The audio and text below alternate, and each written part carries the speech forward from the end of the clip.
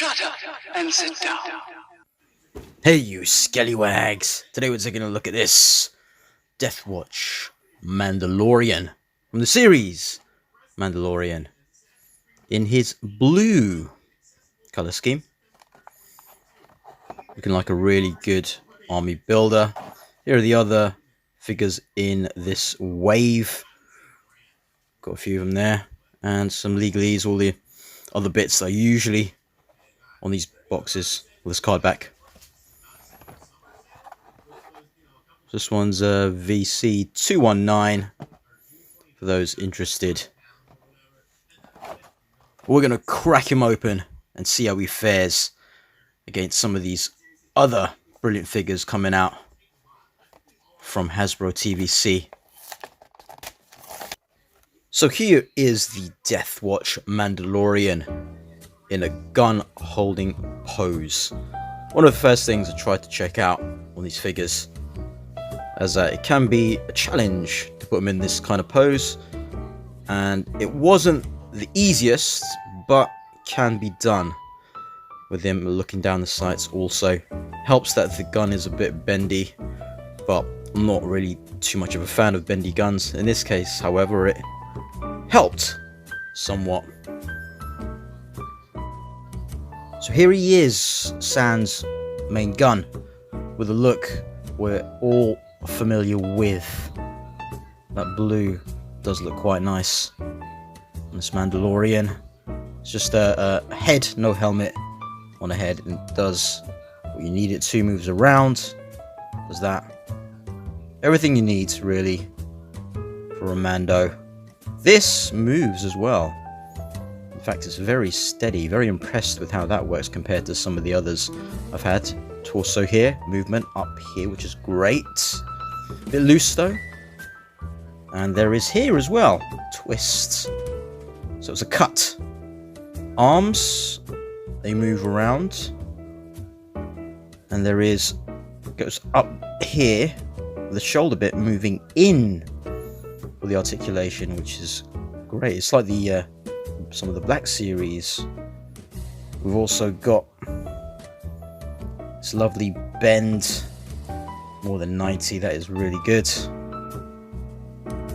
Both sides, and there is a movement there too. The forearm symbol there on the pauldron. All the other little details about. Very nicely done, all the different shades of blue. Looks really nice. There on the jetpack, which is removable, usual way. My one is a tad loose. Might use some Kiki solution for that. His hand moves all the way round and should go down and up. But this one's a bit tight. Yeah, this one moves better. Jean-Claude! Ooh, good. Watch those deathly balls. Even with this holster, you can still move around and do the splits. This gun is rubbery, like we've seen before. Don't like it. But does the job. Even paint on the belt buckle. All around here. Leg goes up, great, and back like that without any problems. Twist at the thigh. Also got a twist here where the knee is, and that bend just above 90, which is good as well.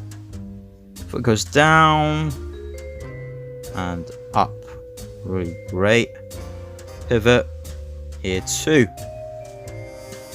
See that? You can just move the boot there too. Really, really great articulation with this fella. This gun kind of fits in there. Not the best. Very tiny, so you could end up losing it. It does fit in the holster very well though. Just gets in there, but goes in fully. See? All the way, unlike Boba's. and is a delight to pose. Even better than Boba Fett and some of the other ones. Look at that straight away. Because there's some stability issues with some of the others, keeping them stood upright. But he's a lot easier. He is a bit loose in places, so we probably need a bit of something to help with that. See, look. Yeah, definitely consider putting some cheeky solution, which I'll probably show in a video at some point. I only heard about it recently and decided to get a bottle of it to help with loose joints. There we go, ta-da! This gun here is not as rubbery as his pistol, but still is quite rubbery. Fits in better than that pistol. And actually fits it better than Boba can hold his gun. They're more just easy posing for this fella. So it looks like, hopefully, Hasbro are on a trajectory where these slight improvements they're just making across the board.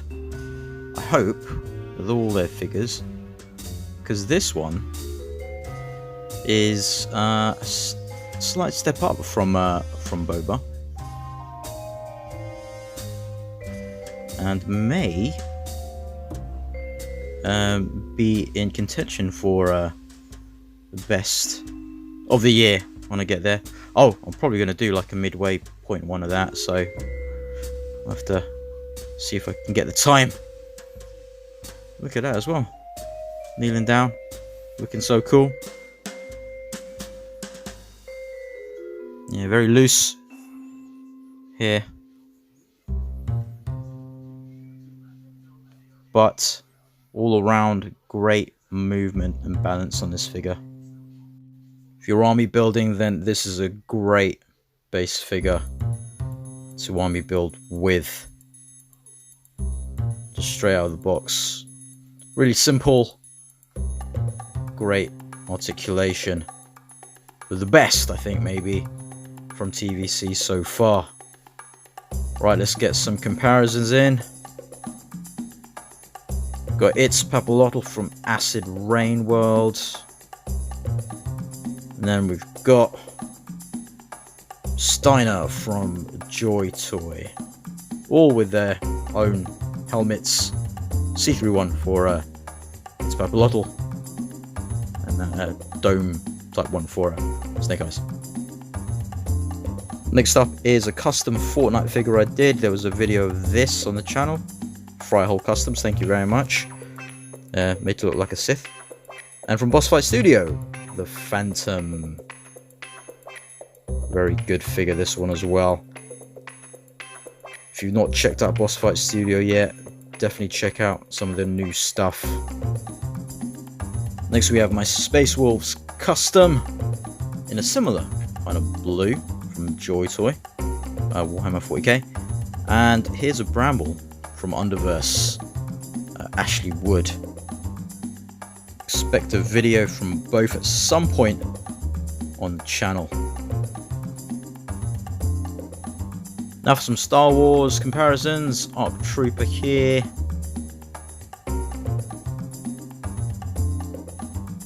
Oscar Reeves.